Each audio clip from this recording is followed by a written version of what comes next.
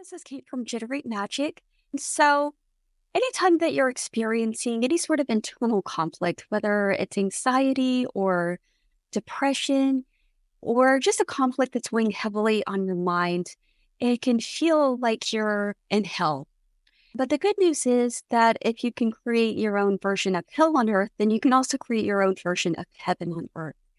And it does not take that long to get there. In fact, the only time to create heaven on earth is now. And the now moment is really where all your power resides.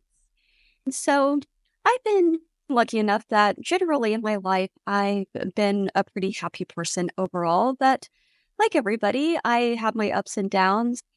And sometimes I go through states where the best way to can describe it is there's just all this clamoring that's constantly going on in my mind.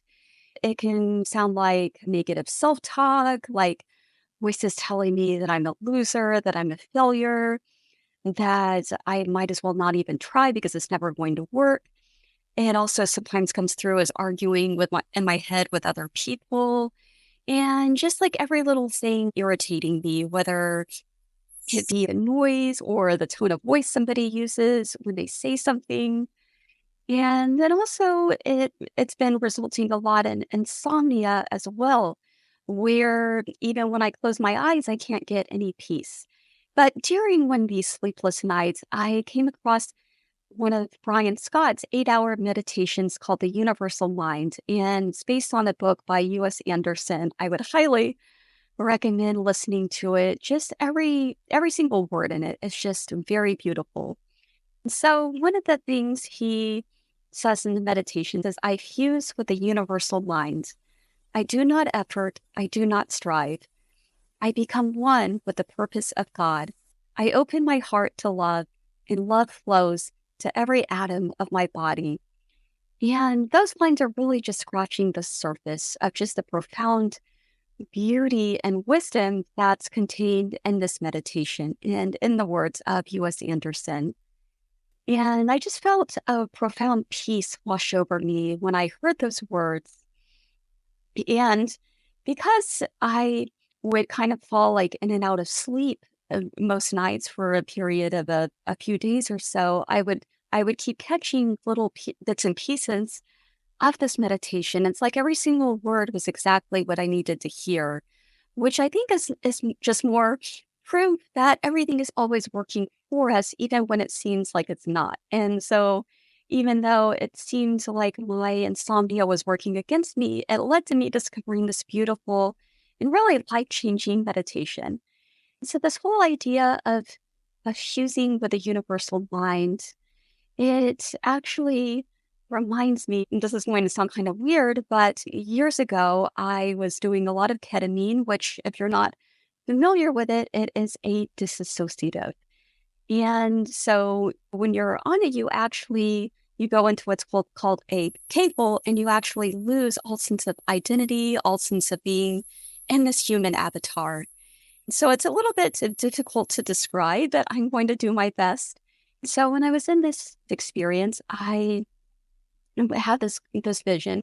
It was very frightening. It was like everything was stripped away from me, and I had no house or no roof over my head. I didn't even have a blanket. I was just out on the street. And then something like a tornado was coming like right towards me. But then at the same time, the best way I can describe it is there was this sphere that was also rolling towards me. And the sphere was made out of humans, or like their limbs were all kind of intertwined with each other, which I know sounds really weird and creepy, but in my vision, it actually gave me a sense of relief. And something told me I just needed to collapse into this ball and I would be safe from the tornado. And so that's exactly what I did. So that to me is what I think of when I think of merging with this God consciousness and the whole idea of the universal mind. And this whole idea that we're all interconnected. So the way that I think about it is this God consciousness is like the sun. But then we as humans and our individual points of consciousness, we're all like little rays of light on the sun. And so we're both individual, but yet we're all interconnected at the same time. And so that just gives me a great sense of peace because all internal conflict comes from a sense of separation. And in turn, that sense of separation creates a sense of impotence, a sense of powerlessness, this sense of me against the world, and just this complete sense of futility. But then when I merge with this God consciousness, another way I think of it is I'm kind of like plugging in, like you're plugging into the node, and all of a sudden I have access to all these things that I didn't before. And it's this complete state of surrender, of giving it up to God. And surrender, that term used to give me a lot of issues. For one, I just couldn't understand how to do it. I wanted a logical explanation, like how do you get from A to B? And also to me, it implied that I was somehow just giving up. Like I was giving up on life, I was giving up on all my desires and all my goals and just even trying it all. But now I see it in a much different sense. So I see it as you're tapping into this God consciousness, and it's recognizing that you're not completely on your own. It's like you and God are partners in co-creation. And in fact, one of my affirmations is God and I make a phenomenal team. So it's just this sense of being something that's larger than yourself, but at the same time, you don't have to completely relinquish your individuality or your goals or your desires or your sense of selfhood. So surrender is often talked about in the context of AA or Alcoholics Anonymous. So from the understanding that I get is that the reason that it's often so powerful is it's like you're admitting to God that all the methods that you tried up until this point to give up your addiction, choosing willpower and shaming yourself and brute force, that alone isn't enough. So now you're admitting to God that all these other methods have not worked for you and you're willing to try something else. And also, another way that I look at surrender in the context of addiction is another reason that we turn to drugs or any sort of substances is because we feel the absence of God. And so we feel when we take these substances that it gives us these superpowers that we didn't have on our own. So to me, when I did ketamine or any sort of psychedelics, it felt like I was accessing God, whereas I felt very separate from God otherwise. And most of my life, I've never really felt that presence of God. And I've also just felt very separate from other people, very disconnected, like nobody understood me. I just remember these feelings, really just crippling insecurity, like being an adolescent and wanting to call up one of my classmates to hang out with me. But then there would be this voice in my head saying, why would they want to hang out with you? Nobody likes you. Nobody cares about you. So when I did psychedelics for the first time, I felt like I could connect with people. I felt articulate, like I could say everything that I wanted to say. I no longer felt so awkward and self-conscious. And that's a reason that people call alcohol liquid courage, because it gives them the courage to be in these social situations and maybe to ask somebody out for a date or even just to go up and talk to people, whereas they might not have had that courage on their own. But when we tap into this God consciousness, into this universal mind, we realize that we don't need these substances. And there's nothing wrong, there's no shame in turning to these things. But at the same time, I think there's definitely an empowerment that comes with recognizing that you no longer have to be dependent on any outside source, whether it's a substance or a guru or anything that you can immediately plug in to this God consciousness.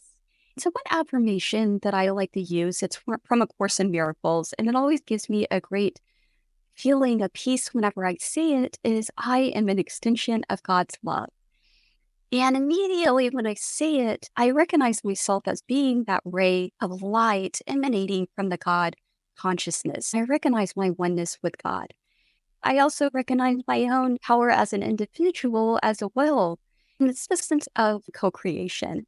Also, it dissolves any sense of seeking or striving, or this kind of sense that comes up a lot in relationships. Like, oh, I did something nice for you, so now it's your turn to do something nice for me.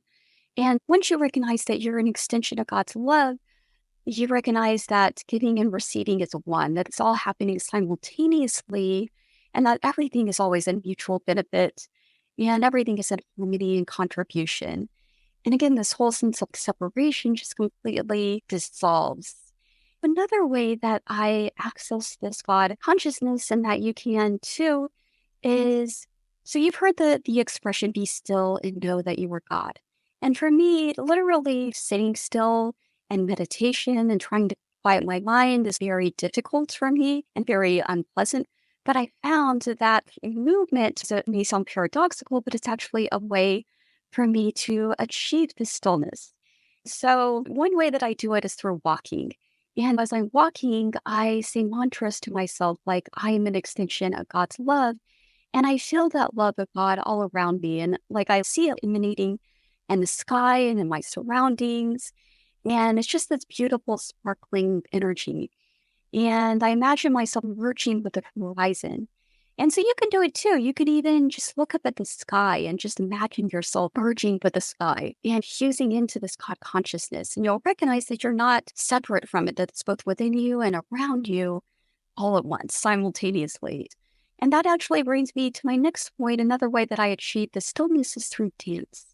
So sometimes when I dance, I like to use music with really uplifting and empowering lyrics. You might have heard some of the music on my metaphysical messages and music playlist. But sometimes I like to listen to music that's kind of ambient or very sparse as far as the lyrics go, because it allows me to really, I like to call it cleaning the slate. Just going back to that pure I am consciousness, that pure awareness before all the thoughts and feelings and stories were layered on top of it and everything just got all jumbled up and confused. And so it just brings you back to center court, as I like to say. And there's this one song by Larry Hurd that I've been listening to a lot, and that really helps me to achieve this clean slate and the sense of being one with God. So there's only, as far as I remember, there's only one lyric in the song, and he says, I see the sky, just over and over and over again. And so that song to me is a feeling again, tapping into that God consciousness. And when I do, I feel peace and I feel love, no matter how much clamoring and fighting and arguing and dissonance is going on in my mind.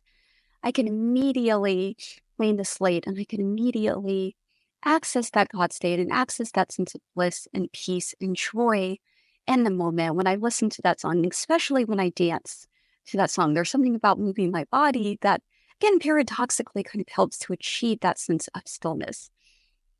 And those are the takeaways that I would, well, first of all, this is just to give you a sense of hope if you've ever been through what I described, that at any given moment, you have the potential to access heaven on earth for yourself, no matter how far gone. It seems like it used to be for me, especially if I just went into a spiral, I would think it's all lost. I ruined it basically. But no, it's not all lost. Every now moment is a clean slate. And I will link in the description to the Brian Scott meditation, which I would definitely recommend listening to, and to the Larry Hurd song. And also, I would recommend saying that mantra from A Course in Miracles. I am an extension of God's love, and just feel the peace in it, and feel the joy and the love in it.